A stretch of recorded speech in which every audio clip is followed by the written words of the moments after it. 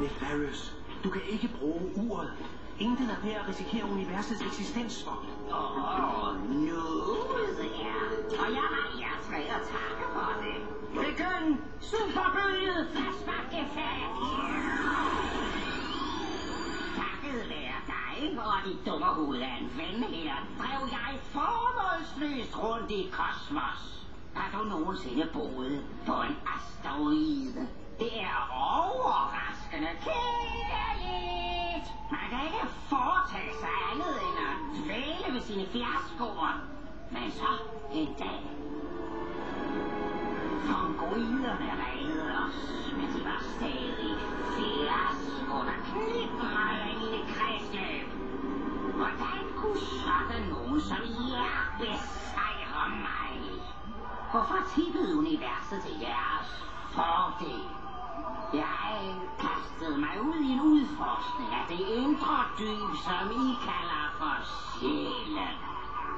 Jeg studerede fongoid-meditation, tog kurser i at håndtere min vrede, sad i yogastilling, tog et kursus mere i vredeshåndtering, indtil jeg til sidst tog en spirituel vandring på planeten Quantus. Det var her, at jeg endelig fandt, hvad jeg søgte.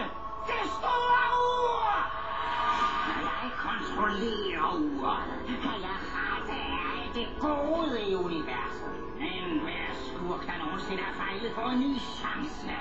Alle protagonisternes sejre vil blive afstødt. Indtil en dag, hvor vi skaber en nutid.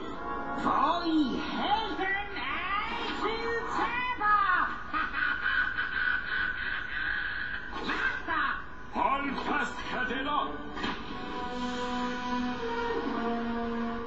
Ja, det var spild af 5 bolde. Hvad siger du til min asteroide Casper 5000? Jeg fik den installeret, hvis jeg skulle få brug for en superironisk dødsscene.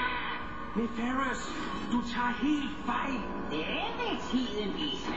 Bon voyage, min gamle nemesis. Du er bare en ensom plads.